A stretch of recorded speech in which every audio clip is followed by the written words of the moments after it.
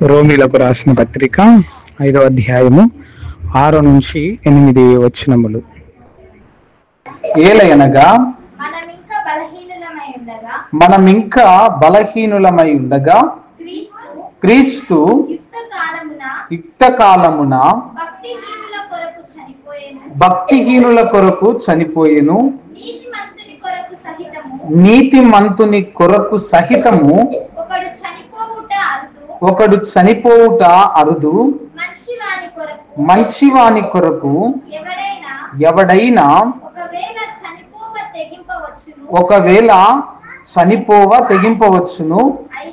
అయితే దేవుడు మన ఎడల తన ప్రేమను వెల్లడిపరచుచున్నాడు. ఎట్లనగా మనమింకను పాపులమై ఉండగానే క్రీస్తు మన కొరకు చనిపోయెను. తలలు వంచుకుందాం. చిన్న ప్రార్థన. దేవా, సహాయము చేయువాడవు నీవే తండ్రి. ఈ సమయమున వాక్యమనబడే విత్తనము చల్లబడుతూ ఉండగా, విత్తబడుతూ ఉండగా, అయా యథార్థమైన హృదయాన్ని కలిగి అనాడు మీరు చెప్పిన ఆ మంచి నేల అనబడే మా హృదయమును సరిచేసుకొని ఈ వాక్యం అనే విత్తనమును మాలో ఉంచుకొని అయా అది ఫలించే గొప్ప కృపను కనపరుచుటకు ఈ సమయములో నీ సన్నిధిలోనికి వచ్చి ఉన్నాము. మాతో మాట్లాడబోతున్న దేవానికే స్తోత్రములు. ఈ ముందున్న సమయమునంతటిని నీకే అప్పచెప్పుకుంటూ ఏ విధమైన లోక సంబంధమైన ఆలోచన మా దరిదాపుల్లోనికి రాకుండా భయమును కలిగి ఉండే కృప మాకు సహాయము చేయమని యేసు అతి పరిశుద్ధమైన నామములో అడిగి వేడుకొని పొంది ఉన్నాము పరమ తండ్రి, ఆమేన్. మంచిదండి. ప్రభు అయిన యేసు క్రీస్తు నామములో చేరి వచ్చిన ప్రతి ఒక్కరికి వందనములండి. ఈ చదవబడిన పరిశుద్ధ లేఖనము ఒకసారి మనము ఆలోచన చేస్తే ఈ 3 వచనాలలో ఒకే ఒక విషయము మీద దేవుడు మనతో మాట్లాడాలని ఆశపడుతూ ఉన్నాడు. ఏమిటి అంటే చెడిపోయిన దాని కోసము ప్రయాస. దేనికోసము? ఏమిటి చెడిపోయింది, ఈ ప్రయాస ఏంటి అనేది మనము ఆలోచన చేస్తే పాత నిబంధన గ్రంథములో తండ్రి అయినటువంటి దేవుడు భూమిని చూడగా భూమి అంతా కూడా చెడిపోయిన దాని వలె కనపడుతూ ఉందంట. ఏ విధంగా కనపడుతుందండి? చెడిపోయిన దాని వలె. విందాం. అప్పుడు నోవాహును పిలిచాడు. ఈ భూమి అంతా చెడుతనముతో నింపబడింది. ఈ భూమినంతా కూడా జలముతో గొప్ప ప్రళయాన్ని ఏర్పాటు చేసి నేను దానిని క్లీన్ చేస్తాను. నీవు తప్ప ఎవ్వరు కూడా ఈ భూమి మీద నాకు నీతిమంతునిగా కనపడడమే లేదు. నేను నీకు బయలుపరుస్తూ ఉన్నాను. ఒక ఓడను నీవు సిద్ధపరచుకో. దేనినంట? ఒక ఓడను సిద్ధపరచుకో. ఆ ఓడలో నీవు, నీ భార్య, నీ కుమారులు, నీ కోడని, ఆ రక్షణ ఓడను నీవు సిద్ధపరచుకో. ఎప్పుడు ఈ ఓడ సిద్ధపరచబడతా ఉంది? భూమి అంతా కూడా దేవుని దృష్టికి చెడిపోయిన స్థితిలో కనపడుతూ ఉన్నప్పుడు, చెడిపోయిన స్థితి కనపడినప్పటికీ ఒక అవకాశం ఇచ్చాడు. అప్పుడు కూడా నోవాహు ద్వారా. నోవాహు ఈ ఓడను నిర్మిస్తా ఉన్నాడు. భూమి మీద ఉన్న ప్రజలకు తెలియపరుస్తా ఉన్నాడు, రండి, రాబోయే దినాల్లో గొప్ప శ్రమలతో కూడిన దినాలు వస్తాయి. ఆ శ్రమకు మనము నోచుకోలేం, భరించలేం. మనకు ఊహకందని గొప్ప శ్రమ. రండి నాతో పాటు ఈ ఓడలోనికి అని పిలుపునిస్తే ఎవరైనా విన్నారా? ఏ ఒక్క నరుడు కూడా వినలేదంట. విందాం. అదే కొత్త నిబంధన గ్రంథంలోనికి వచ్చేసరికి కూడా అదే క్రియ దేవునికి కనపడుతా ఉంది. అనేక మంది నాయకులను పిలుచుకున్నాడు, అనేక గొప్ప గొప్ప ప్రవక్తలను పిలుచుకున్నాడు. తన ప్రేమను ఆ ప్రవక్తల ద్వారా ఈ భూమి మీద చెడిపోతున్న, పుచ్చుపట్టే స్థితికి వెళ్తున్న ఆత్మలను రక్షించడానికి తన ప్రేమను, తన ఉగ్రతను, ఇదిగో నీవు చేస్తున్న ఈ పొరపాటుకు తగిన ప్రతిఫలం ఉంటుంది అని హెచ్చరించిన, భయపడని, అసలు విధేయత లేనటువంటి ఈ జనులు మన కోసమంట దేవుడు కొత్త నిబంధన గ్రంథంలోనికి వచ్చేసరికి అప్పుడు నోవాహు ద్వారా రక్షణ కూడా ఈ కొత్త నిబంధన గ్రంథంలోనికి వచ్చేసరికి రోమిలోకి రాసిన పత్రిక 5వ అధ్యాయము 6వ వచనంలో దేవుడు ఒక మాట మనతో మాట్లాడుతూ ఉన్నాడు. ఎలయనగా మనం ఇంకా బలహీనులమై ఉండగా క్రీస్తు యుక్త కాలమున భక్తిహీనుల కొరకు ఏమైపోయాడంట? చనిపోయినటువంటి. ఎప్పుడు? నీవు ఇంకా బలహీనునిగా ఉన్నప్పుడే. ఏమిటి ఆ బలహీనత అనేది మనము ఆలోచన చేస్తే విశ్వాసులారా, పరిశుద్ధ గ్రంథం సెలవిస్తా ఉంది. ఆ బలహీనత ఏమిటి? త్వరగా నీవు పాపానికి లొంగిపోవడం, త్వరగా ఆ అపవాది యొక్క ప్రేరేపణకు నీవు త్వరగా బానిసగా మార్చబడడం నీ బలహీనత. ఏమిటి అని నువ్వు అనుకోవచ్చు. మాలాంటి యవనస్తులకు ఒక బలహీనత ఉంటుంది, ఈ శరీర కోరికలను నెరవేర్చుకోవాలని. ఇది మాకున్న బలహీనత. ఒక నడి వయస్సు కలిగిన వారికి ఒక బలహీనత ఉంటుంది. ఏదో ఒకటి చేసి నా కుటుంబము స్థిరపరచుకోవాలి, అప్పుల బాధలు ఉండకుండా, కుటుంబంలో గలిబిలి గందరగోళం ఉండకుండా. వృద్ధాప్యులకు ఒక బలహీనత ఉంటుంది. ఏమిటి? అనారోగ్య సమస్య. ఏమి చేస్తా ఉన్నావు దేవుడు? ఇవన్నీ మనలో ఉన్నటువంటి బలహీనతలు. ఇవి ఎవడు వాడుకుంటాడంటే అపవాదిగాడు వాడుకుంటాడు. వాటి మీదనే నీకు ప్రెజర్ చేస్తాడు, ఎక్కువగా దాని వైపు వెళ్ళే ఆలోచన నీకు పుట్టిస్తాడు. ఇంత బలహీనంగా ఉన్నా కూడా నిన్ను నన్ను బలపరచడానికి, బలహీనులుగా ఉండగానే క్రీస్తు మన కొరకు ఏం చేశాడంట? తన ప్రాణమును బలిగా అర్పించాడు. హల్లెలూయా, హల్లెలూయా. దేవునికి మాత్రమే మహిమ కలుగును గాక. ఆమేన్. ఇది జరిగే పనేనా? ఈ భూమి మీద ఎవరైనా చేయగలరా ఈ విధంగా? ఖచ్చితంగా ఏదైనా ఒక పని చేశాననుకోండి, ఆ పనికి తగిన, మన భాషలో మాట్లాడుకుంటే కూలి నాకు ఖచ్చితంగా వస్తుంది కాబట్టి నేను చేస్తా. కానీ యేసు ప్రభువు చేసిన త్యాగం ఎటువంటిదంటే రేపు మారాలని ఆయన ఆలోచన. కానీ నరుడు ఇంకా మారాడా? ఆ సిలువలో కార్చినటువంటి ఆ రక్తం యొక్క విలువను గుర్తెరుగుతున్నాడా? లేదే. చూడండి 7వ వచనంలో దేవుడు ఎంత చక్కగా అంటా ఉన్నాడు. నీతిమంతుని కొరకు సహితము ఒకడు చనిపోవుట చాలా తక్కువ అని అర్థం. మంచివాని కొరకు ఎవడైనా ఒకవేళ చనిపోవ తెగింపవచ్చును గాని, అయితే దేవుడు మన ఎడల తన ప్రేమను వెల్లడిపరచుచున్నాడు. ఎట్లనగా మనం ఇంకనూ ఏమై ఉన్నామంట? ఏమై ఉన్నామండి? పాపులమై ఉండగానే, అదే బలహీనులమై ఉండగానే త్వరగా మనలో ఉన్న బలహీనతకు బానిసగా మార్చబడడం, అనవసరంగా దేవుడిచ్చిన సమయాన్ని మొబైల్కు కేటాయించడం, అనవసరముగా దేవుడిచ్చిన నీ సజీవత సమయానికి ముసలమ్మ ముచ్చట్లకు అప్పగించడం, ఇదే నీలో ఉన్న బలహీనత. వీటిని ఎవరు చూస్తా ఉన్నాడంటే ఆ లూసిఫర్ చూస్తా ఉన్నాడు, గమనిస్తా ఉన్నాడు. ఊరికి నీకు ఆలోచన ఇస్తాడు. ఊరికి ఎందుకు కూర్చుంటావు? ఎందుకు నీవు ప్రార్థన చేస్తావు? ఏమొస్తుంది? ఒకసారి అలా బయటికి వెళ్ళి నీ ఇరుగు పొరుగుతో ముచ్చట్లు పెట్టు. ఎవడొస్తున్నా? ఒకసారి అటు ఇటు తిరుగుచు నీ మొబైల్ చేత పట్టుకొని నీ ఇష్టం వచ్చిందల్లా గేమ్స్ ఆడుకో, నీ కంటికి నచ్చితే చూసుకో. ఇది ఎవడు ప్రేరేపిస్తున్నాడు?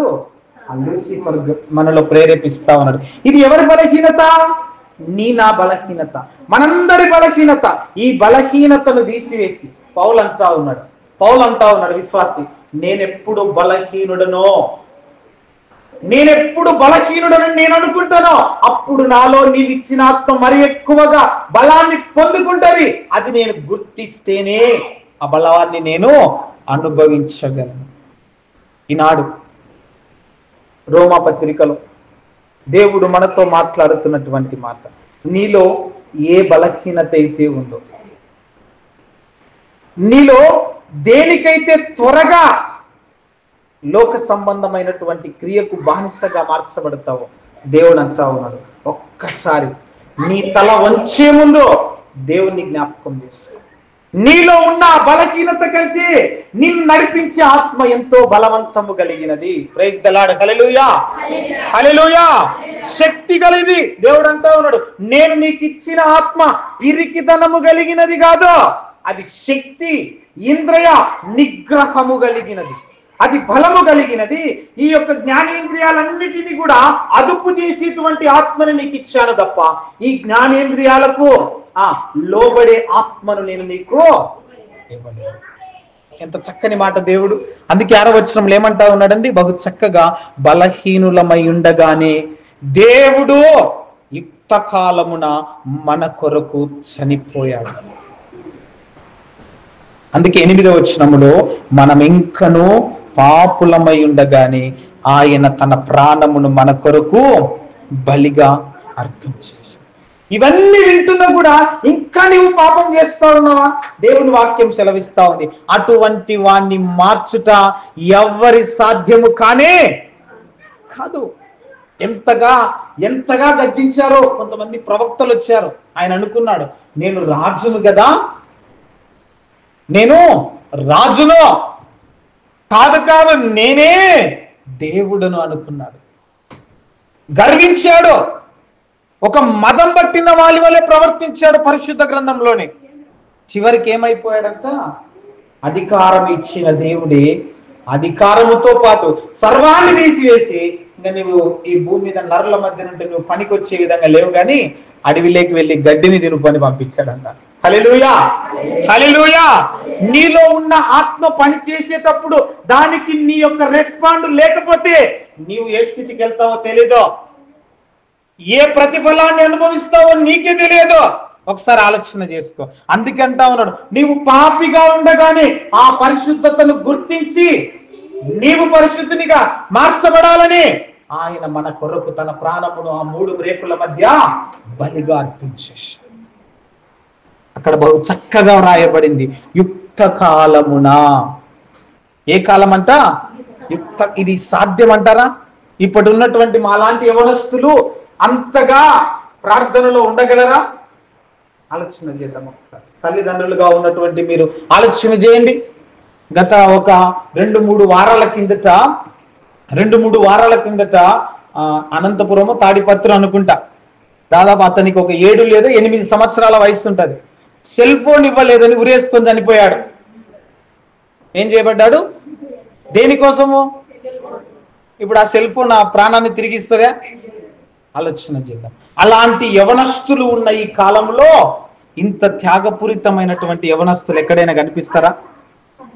అందుకే దేవుడు చక్కగా అంటా ఉన్నాడు, నాలాగా మీ యవన వయస్సు దేవుని కొరకు వాడబడండి. యవన కాలమున నా కాడిని గనక మీరు మోస్తే నీ మరణ దినము వరకు నీ జీవితం ఒక ఉన్నత స్థితిలో నేను వాడుకోబోతానంటా ఉన్నాడు. చక్కగా యుక్త కాలమున, యవ్వన వయస్సులో 33.5 సంవత్సరముల వయస్సు కలిగినటువంటి ఆ యుక్త వయస్సు దేవుని సేవకు ఒక బలమైనదిగా వాడబడాలి. ప్రార్థనలో నీ ఆత్మ మూలుగుచ్చు ఉండాలి, విజ్ఞాపన కలిగి ఉండాలి. వ్యక్తిగతమైన ప్రార్థనలో, ఆత్మలో నశించిపోతున్నటువంటి సంఘములో నశించిపోతున్న ఆత్మల కొరకు, ఓ యవనస్తుడా నీ బ్రతుకు ఎలాగ ఉందో ఒకసారి ఆలోచన చేసుకో.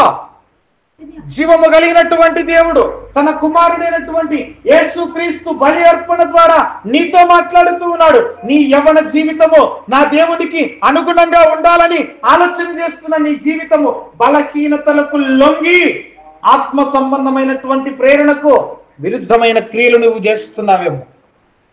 దేవుని వాక్యం సెలవిస్తా ఉంది, అయ్యో నేను నా ఆస్తినంతటిని అమ్మితేనే నేను పరలోకానికి వెళ్తానా? నా ఆస్తినంతటి అమ్మితే బీదలకి ఇస్తేనే పరలోకానికి వెళ్తానా? అలాగైతే ఆ పరలోకం నాకు వద్దే అని ఒక యవనస్తుడు పరిశుద్ధ గ్రంథములు అంటా ఉన్నాడు. తన ముఖమును చిన్నబుచ్చుకొని యేసుక్రీస్తు ప్రభు చెప్పే మాటలు తృణీకరించాడంట. హల్లెలూయా, హల్లెలూయా. ఆ విధంగా నీవు ఉండొద్దు, ఆ చిన్న పుచ్చుకునే స్థితికి నీవు ఉండొద్దు. ఒక్కసారి గనక దేవుడు నీ వైపు చూసి తన కన్నును ఎర్రగా చేశాడో, దేవుని వాక్యము గర్జించు సింహము వలె వస్తాడు. ఆ ఉగ్రత దినమున ఆయనను చూచి నీవు రొమ్ము కొట్టుకొనక ముందే, నీ గుండెను బాదుకొనక ముందే, నీ యుక్త కాలమున దేవుని యొక్క ప్రార్థన సమయాన్ని నీవు గడుపు. రేపటి నీ నడి వయస్సు, రేపటి నీ వృద్ధాప్య వయస్సు బహు చక్కగా నా దేవుడు నిన్ను తన సేవలో వాడుకుంటాడు. చూద్దామా పరిశుద్ధ గ్రంథంలో ఆ 1 యోహాను పత్రిక, దేవుని పరిశుద్ధ వాక్యము 1 యోహాను పత్రిక 4వ అధ్యాయం. 1 యోహాను పత్రిక 4వ అధ్యాయము 10వ వచనం. పరిశుద్ధ లేఖనం, మనము దేవుని ప్రేమించితిమని కాదు, తానే మనలను ప్రేమించి మన పాపములకు ప్రాయచిత్తమై ఉండుటకు తన కుమారుని పంపెను. ఏమున్నదంట? ఏమున్నదండి? మనం కూడా చెప్పుకుంటా ఉంటాం, మేము క్రైస్తవులమండి, మేము దేవుణ్ణి ప్రేమిస్తున్నాము. ఎలా ప్రేమిస్తున్నాం? ఆదివారం వస్తే చర్చికి వస్తాము, సోమవారం నుంచి శనివారం వరకు ఎవరిని ప్రేమిస్తున్నాం? ఆలోచన చేద్దామా? చూడండి, మనమే చెప్తా ఉన్నామని, కానీ దేవుడు చూడండి వదిలిపెట్టడం లేదు. అది ఆయనకి ఇష్టమే లేదంట. తన మనస్సు బాధపడుతుందంట. నీలో ఉన్న బలహీనతకు నిన్ను నీవు అప్పగించుకుంటూ పాపమునకు బానిసగా మార్చబడుతుంటే ఆయన చూడలేకపోతున్నాడంట. ఆయన ప్రాణం నలిగిపోతుందంట. అయ్యో, ఇదిగో నేనెంతగానో ప్రేమించి లోకము కంటే ఎక్కువగా నేను ప్రేమించిన నా కుమారుడు, నా కుమార్తె తన ఇష్టానుసారమైనటువంటి లోక మర్యాదను అనుసరించి నశించిపోతున్నాడే.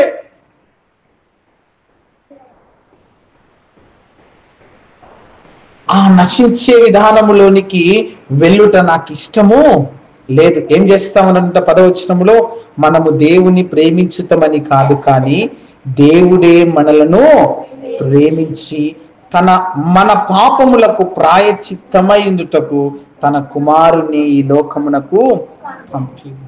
ఇది కదా నిజమైన ప్రేమ. ఎవరైనా ఈ భూమి మీద చూపగలరా? వాక్యం వింటున్నటువంటి నీవు ఒకసారి ప్రశ్నించుకో. ఏదైనాను కూడా ఈ భూమి మీద దేవుని కొరకు నీ వదులుకున్నావా? దేనినైనా విడిచిపెట్టావా? దేవుని వాక్యం సెలవిస్తా ఉంది.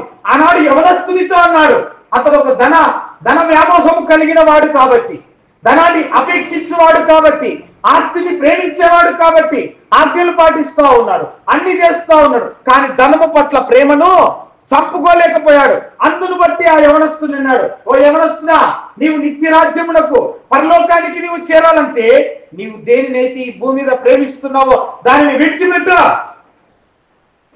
ఈరోజు దేవుడు నీతో కూడా అదే అంటా ఉన్నాడు. నీవు నిజముగా దేవుని కొరకు ఈ లోకములో ఏదైనా విడిచిపెట్టడానికి సిద్ధంగా ఉన్నావా? హల్లెలూయా, హల్లెలూయా. అప్పుడే దేవుడు సంతోషపడతాడు. అది నిజమైన ప్రేమ. నీలో మనలో దేవుడు చూడాలని ఆశపడతాడు. చెప్పగలమా ఎవరినైనా? దేనినైనా నేను వదిలిపెట్టుకున్నాను నా దేవుని కొరకు, నా దేవుని ఆత్మ నాలో బలముగా వాడబడుట కొరకు ఈ భూమి మీద నేను ఇది వదులుకున్నాను అని ఎవరైనా చెప్పగలమా? చూడండి, ఎంత నిజమైన ప్రేమికులమో మనము దేవుని పట్ల. హల్లెలూయా, హల్లెలూయా. దేవుడు ఈ విధంగా వదలడం లేదు. నేను మొట్టమొదటిగా సృష్టిని సృష్టించాను, వారు పాపంలోనికి వెళ్ళారు, అయినను కూడా విడిచిపెట్టకుండా నోవాహు ద్వారా రక్షణ ఓడను సిద్ధపరిచాడు. అయినను కూడా విడిచిపెట్టకుండా పరిశుద్ధ గ్రంథంలో సెలవిచ్చిన ప్రకారం యెహోషువ లాంటి మంచి నాయకుడిని ఎన్నుకున్నాడు, దావీదు లాంటి బహుప్రియుని ఎన్నుకున్నాడు, మోషే లాంటి సాత్వికుని ఎన్నుకున్నాడు. నా ప్రజలు తిరిగి నా యొద్దకు చేరడానికి దేవుని వాక్యం సెలవిస్తా ఉంది. యెషయా లాంటి గొప్ప ప్రవక్తను ఎంచుకున్నాడు. ఇదిగో దేవుని ఉగ్రత ఈ విధంగా ఉంది. దేవుణ్ణి ప్రేమించక ఈ లోక మర్యాదను అనుసరిస్తున్నటువంటి నీవు నాశనానికి అప్పగించబడతావు. విను, ఎంత ప్రార్థించినా నీ ప్రార్థనకు జవాబు రాకపోవడానికి కారణమో, ఎంత ఏడ్చినా ఆ ఏడుపు దేవుని యొక్క సన్నిధిలో ఉన్న ఆ బుడ్డిలో ఆ కన్నీరు దాచబడకుండా ఉండడానికి కారణమో, ఇంకా లోకమును నువ్వు ప్రేమిస్తా ఉన్నావు. దేవుని వాక్యం సెలవిస్తా ఉంది, తన ప్రేమను వెల్లడిపరచుకోవడానికి తన కుమారుని ప్రాయశ్చిత్తముగా ఈ లోకానికి పంపి ఉన్నాడు. హల్లెలూయా, హల్లెలూయా. వింటున్నటువంటి నీతో సెలవిస్తున్న వాక్యం, ఇకనైనను నేను పాపిగానే ఉంచాను, నేను పాపం చేస్తాను అంటే నీకంటే మూర్ఖుడు మరొకడు ఉండడు. దేవుని పరిశుద్ధ లేఖనం జాగ్రత్తగా విను. ఆయన రక్తం యుక్త కాలంలోనే మన కొరకు కార్చి ఉన్నాడు. అయినను కూడా ఆ రక్తముని ప్రాయశ్చిత్తముగా, మన పాపములకు ప్రాయశ్చిత్తముగా ఈ భూమి మీదకి దేవుడు పంపి ఉన్నాడు. ఇది నిజమైన ప్రేమ. ఇదే మొదటి యోహాను పత్రిక దేవుని పరిశుద్ధ గ్రంథంలో 4వ అధ్యాయం 8వ వచనంలో అంటా ఉన్నాడు. ఏమంటా ఉందంటే, దేనికి రూపం అంట? దేనికి రూపము? ప్రేమకు దేవుడే రూపమై ఉన్నాడు. ఆది కాండము మొదటి 3 అధ్యాయంలో దేవుడు నేల మంటిని తీసి ఏ రూపమును తన స్వరూపమందు మట్టితో రూపమును చేశాడు. దేవుడు ఏ రూపమై ఉన్నాడు? ప్రేమకు స్వరూపే అని లేఖనం సెలవిస్తా ఉంది. ఏ రూపమును నరుడు దాల్చుకున్నాడు? దేవుని రూపమనే దాల్చుకున్నాడు. అంటే నరుడు దేనిని కలిగి ఉండాలి? ప్రేమను కలిగి ఉండాలి. ఉందా? ఉందండి, లేదంటారు? లేదా? ఖచ్చితంగా ఉందని నేను చెప్తాను. ఈ లోక బంధాల మీద ప్రేమ, ఈ లోకములో ఉన్న ఆస్తి ఐశ్వర్యాల మీద ప్రేమ, ఈ లోకములో ఉన్న అశాశ్వతమైనటువంటి బంగారు మీద ప్రేమ లేదని అనడం లేదే. ప్రేమ ఖచ్చితంగా ఉంది. కానీ దేవుడు అంటా ఉన్నాడు, ఇది శాశ్వతమైన ప్రేమ కాదు. ఇర్మియా గ్రంథములో, నేను శాశ్వతమైన ప్రేమతో మిమ్మల్ని ప్రేమిస్తున్నాను, ఆ ప్రేమను మీరు కలిగి ఉండండి. మొదటి యోహాను 4:8 కంటిన్యూ చేద్దాం ఆ వచనం. దేవుడు ప్రేమ స్వరూపి. ప్రేమ లేనివాడు దేవునిని ఎరుగడు అంటే తెలుసుకోలేడు. ఏమి లేనివాడు? ప్రేమ లేనివాడు. విను దేవుని వాక్యం. దేవునికి సంబంధముగా పరిశుద్ధ గ్రంథములో లేఖనము నీతో మాట్లాడుతూ ఉన్న విధముగా దేవుడు కనుపరిచే ప్రేమ నీలో లేనంత వరకు ఆయనను ఎరుగవు. ఆ ప్రేమ లేనంత వరకు ఇహలోక సంబంధమైన నీలో ఉన్న బానిస, ఆ బలహీనతకు బానిసగా అలాగే నీ జీవితము ముగించేసుకుంటాం అంతము వరకు. దేవుని పరిశుద్ధ గ్రంథం దేవుడు అంటా ఉన్నాడు, నీవు నిజముగా దేవుని రూపమును కలిగి అదే ప్రేమను కలిగి ఉంటే దేవుణ్ణి ఖచ్చితంగా తెలుసుకుంటాం. ఆ ప్రేమ నీలో లేకపోతే దేవునిని తెలుసుకొని ప్రార్థిస్తూ ఉంటాం, ఏడుస్తూ ఉంటాం, వేదన చెందుతూ ఉంటాం, నలుగుతూ ఉంటావు. మరలా ప్రార్థన సమయం అయిపోయిన తర్వాత మరలా లోకంలోనికి వస్తావు, లోకాన్ని ప్రేమిస్తావు. ఏది నీ బ్రతుకు? ఎక్కడ దేవుడు నీ కొరకు ఆ సిలువలో చేసిన త్యాగం యొక్క ఆ రక్తానికి విలువను గుర్తించింది ఎక్కడుంది? నీలో ఉందా? లేదే, కనిపించడం లేదే. అందుకే దేవుడు అంటా ఉన్నాడు, నీవు ఆ రక్తానికి విలువను తెలుసుకోవాలని నీవు పాపిగా ఉండగానే ఆయన పరిశుద్ధునిగా ఉన్నటువంటి ఆయనే పాపిగా మార్చబడ్డాడు. తన రక్తాన్ని ప్రాయశ్చిత్తముగా చెల్లించాడు. 3వ దినమున మహిమ శరీరముతో తిరిగి లేచబడ్డాడు. వింటున్నటువంటి నీతో దేవుడు మాట్లాడుతున్న విషయము, నీవు కూడా అదే పాపము స్థితిలో ఉన్నావు. కుమారుడైన యేసుక్రీస్తు 3వ దినాన ఏ రీతిగా మహిమ శరీరముతో దాల్చబడి లేచాడో అదే రీతిగా బాప్తిస్మములో నీవు పాలు పొందాలి. అక్కడ నీ పాప జీవితము సమాధి చేయబడాలి. దేవుని యొక్క మహిమ శరీరము ఏ రీతిగా లేపబడిందో అలాంటి పరిశుద్ధ దేహమును కలిగి, పరిశుద్ధ ఆలోచనలు కలిగి, పరిశుద్ధ తలంపులు కలిగి తిరిగి నీవు లేపబడి నీ యొక్క ఆ ఆరంభ స్థితి మరణము వరకు నీ స్థితి అలాగే ఉండాలి అంటే దేవుని ప్రేమను సంపూర్ణంగా నీలో నింపుకొని ఉండాలి. హల్లెలూయా, హల్లెలూయా. ఇదే దేవుడు నీ పట్ల, నా పట్ల ఆలోచన కలిగి ఉన్న గొప్ప తలంపు. విందామా? దేవుని వాక్యం ఈరోజు మనతో మాట్లాడుతాం. పరిశుద్ధ గ్రంథంలో నుంచి స్తోత్రం. సామెతలు 13వ అధ్యాయం సామెతల గ్రంథము 13వ అధ్యాయము 13వ వచనంలో ఒక మాట భక్తుడు మనతో మాట్లాడుతూ ఉన్నాడు. జ్ఞాని అయినటువంటి సొలొమోను, ఆజ్ఞను తిరస్కరించువాడు అందువలన శిక్ష నొందును, ఆజ్ఞ విషయమై భయభక్తులు గలవాడు ఏం పొందునంట? ఏమండి, మరలా ఒకసారి చదువుకున్నాము. 13వ అధ్యాయం 13వ వచనం. ఆజ్ఞను తిరస్కరించువాడు, అర్థమవుతుందా అండి? జాగ్రత్తగా విందాం. ఎవడైతే ఆజ్ఞను అతిక్రమము లేదా తిరస్కరిస్తాడో అటువంటి వాడు దానిని బట్టి శిక్ష నొందును, ఆజ్ఞ విషయమై భయభక్తులు గలవాడు. Praise the Lord. Hallelujah, hallelujah. ఏం పొందుకుంటాడంట? లాభమును పొందుకుంటాడు. ఏంటి ఆ లాభము? ఏంటి ఆ ఆజ్ఞ? దేవుని వాక్యం సెలవిస్తుంది. ఆజ్ఞ ఏమిటయా అంటే దేవుడు సెలవిస్తున్నటువంటి మాట, నేను నిన్ను ఏ విధంగా అయితే పంపానో అదే రీతిగా తిరిగి మరలా నా యొద్దకు నీవు చేరాలి కదా. ఈ లోకపరంగా ఎన్నో అనుకుంటాం మనం. ఎందుకో ఈ మనిషికి ఇంత పిసినారి, ఏమనుకుంటాం, ఇంత పీసు మనిషిని ఎక్కడ కూడా నేను చూడండి, అన్నిట్లో కూడా పిసినారి పిసినారి పిసినారి. పుట్టినప్పుడు ఏమైనా తెచ్చినాడా? పోయేటప్పుడు ఏమైనా తీసుకుపోతాడా? అంత పీసుతనంగా ఉండి దేవుని వాక్యం సెలవిస్తాం. దేవుని యొక్క ప్రణాళిక నీవు తెలుసుకోకపోతే, దేవుని యొక్క చిత్తాన్ని నీవు గుర్తించుకోలేకపోతే నీ జీవితము పాపిగానే ముగించబడుతుంది. ఈ లోకంలో దేవుని వాక్యము నీతో మాట్లాడుతూ ఉన్నప్పుడు నీవు జాగ్రత్తగా వినాలి. దేవుడు నీకు ఆజ్ఞాపిస్తున్న విషయాన్ని భయము లేకుండా, భక్తి లేకుండా నీవు తిరస్కరించావా, ఖచ్చితంగా శిక్షను పొందుకుంటావు.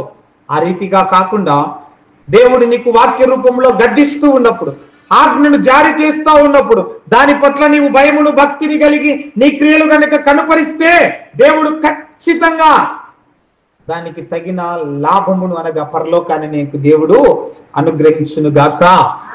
ఆమేన్. జాగ్రత్తగా విందాం. జ్ఞాని అయిన సొలొమోను జ్ఞానముతో కూడినటువంటి మాటలు మనతో మాట్లాడుతూ ఉన్నాడు. నీవు ఈ విధముగా జ్ఞానము కలిగి బ్రతుకకపోతే శిక్షకు కారకునిగా మార్చబడతావు. జ్ఞానము కలిగి బ్రతికి దేవుడు నీతో పంచుకుంటున్నటువంటి మాటలు నీ హృదయంలో ఉంచుకొని ఉంటే దేవుని పరిశుద్ధ లేఖనం సెలవిస్తా ఉంది, పరలోకం అనే లాభముతో నిత్య జీవము నీకు దేవుడు అనుగ్రహిస్తాడు.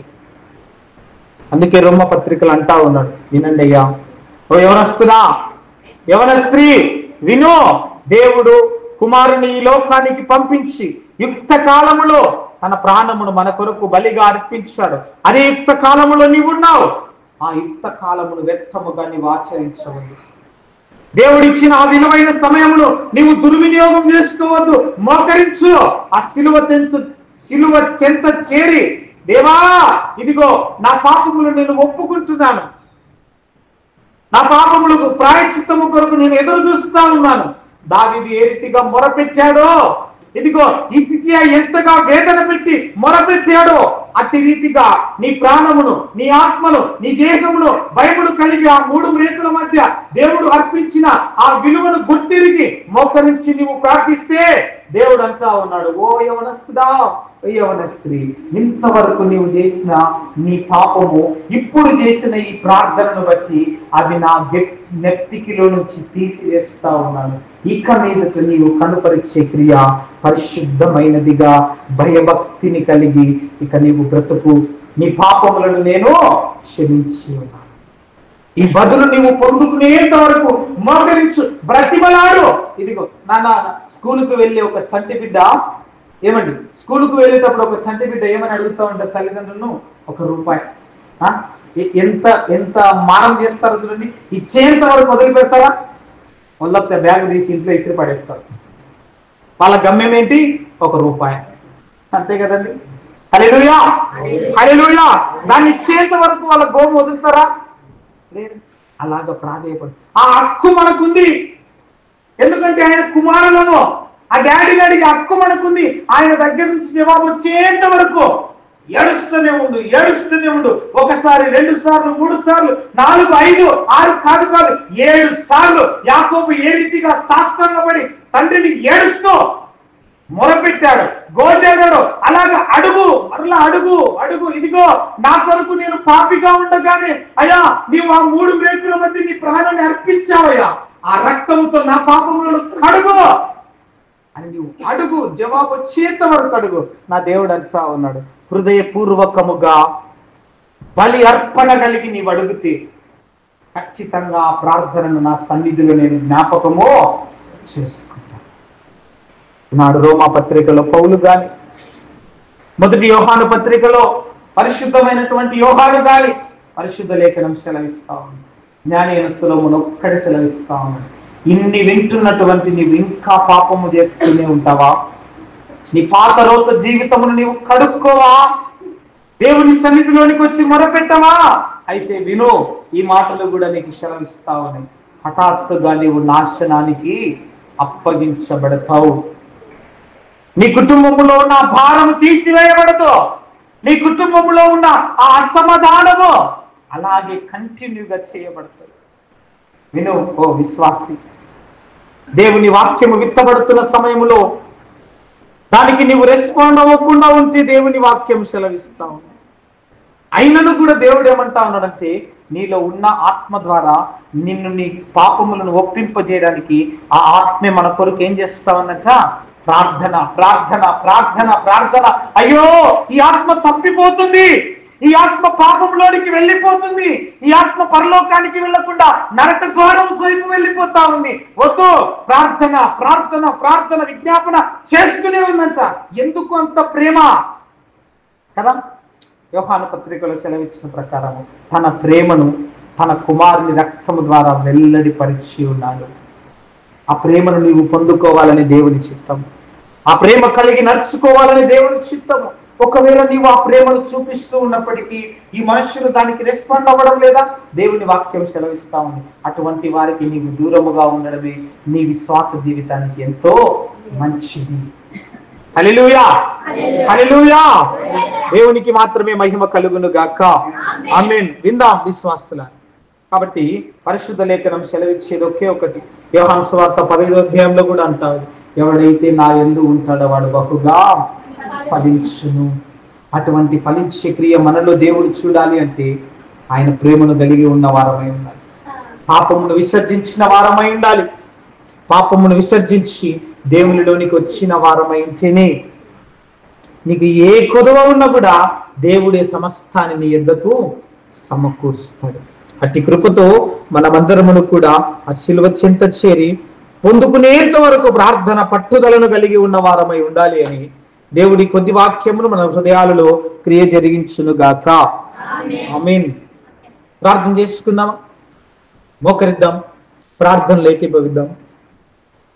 తండ్రి, దేవానికి స్తోత్రములయ. బహు చక్కగా ఈ దినాన నీవు మాతో మాట్లాడి ఉన్నావు. నీవు మాకు ఇచ్చిన ఈ యవన వయస్సును మా ఇష్టానుసారముగా వినియోగించుకుంటున్నాం. నీవు ఇచ్చిన ఈ సజీవతతో కూడిన ఈ బ్రతుకును, ఈ లోకములో ఉన్న వాటిని ప్రేమిస్తూ బ్రతుకుతూ ఉన్నాం. నీవు అంటూ ఉన్నావు, దేవుడైనటువంటి నేను నీకు ఇచ్చిన ఈ ఇవ్వబడిన సమయమును దుర్వినియోగము చేసుకొనక ఎవడైతే సద్వినియోగం చేసుకుంటాడో వాడు గొప్ప లాభమును కలిగి ఉంటాడని మాట్లాడుతూ ఉన్నావు. దేవానికి స్తోత్రములు.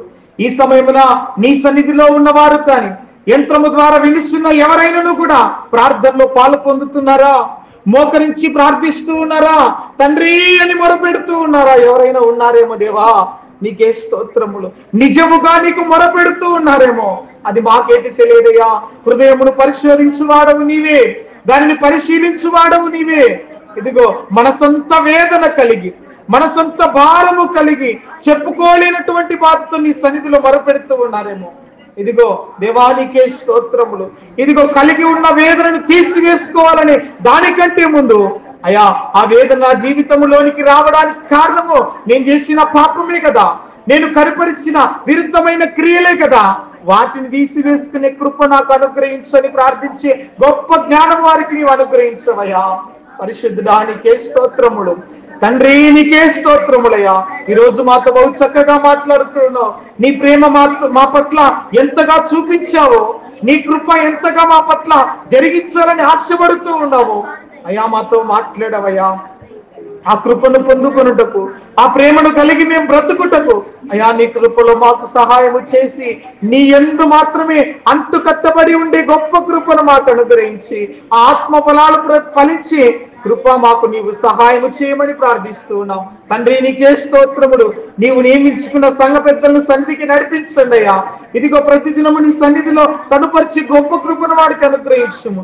ఇదిగో ఇహలోక సంబంధముగా నిన్ను ఆరాధించుకున్నటకు మందిర ప్రయాస కలిగి ఉండగా అయా మందిరము కొరకు ఆర్థిక సమస్యలు మరి ప్రభువా తండ్రి సమస్తమును సమకూర్చువాడవై నీవే ఉండాలని నమ్మి నీ సన్నిధిలో మోకరించి గొప్ప కృప వారికి నీవు అనుగ్రహించుమని ప్రార్థిస్తూ ఉన్నాం.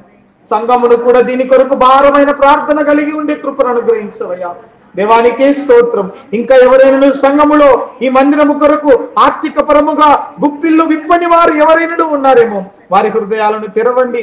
వారు మాత్రమే కాదు, ఈ గ్రామంలో ఎవరైనా కూడా అయ్యా ఇదిగో తండ్రి ఆలోచన కలిగి ఉంటే వారి హృదయాలను బలపరిచి, ఆలోచనను రెట్టింపు చేసి, ఇదిగో నీ కృప కుటుంబాల పట్ల కనపరిచి నీ యొక్క సన్నిధి ఆర్థిక సహాయం కొరకు నీవే ముందుకు నడిపించి నీ నామమునకే మహిమ కలిగించుకొనమని యేసు అతి పరిశుద్ధమైన నామములో అడిగి వేడుకొని పొంది ఉన్నాము తండ్రి, ఆమేన్. మన ప్రభువైన యేసు క్రీస్తు కృప, తండ్రి అయినటువంటి దేవుని ప్రేమ, పరిశుద్ధాత్మని యొక్క అన్యోన్య సహవాసములు చేరి వచ్చిన మనకు సకల పరిశుద్ధులకు సంఘమునకు ఇప్పుడు ఎల్లప్పుడు సదాకాలము తోడై ఉండును గాక. ఆమేన్.